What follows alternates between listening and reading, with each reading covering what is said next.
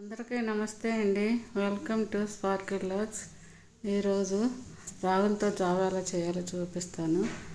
ముందు నైటే 1 కప్పు రాగులు నానబెట్టేసుకొని తెల్లవారే శుభ్రంగా 4-5 సార్లు కడిగేసి దానిలో ఇసుక అది లేకుండా చూడండి.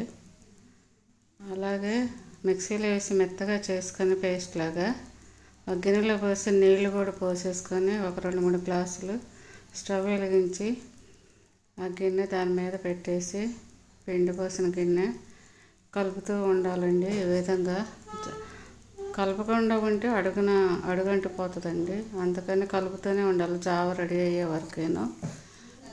ఈ వేసవికాలంలో ఈ విధంగా ట్రై చేయండి. పాలతో కానీ మజ్జిగతో కానీ ఈ విధంగా రెడీ అవుతుందండి రాగుల జావ. మీరు ట్రై చేసిన కామెంట్స్ ద్వారా తెలియచేయండి. ఇది బోన్స్కి చాలా మంచిదండి. Thank you.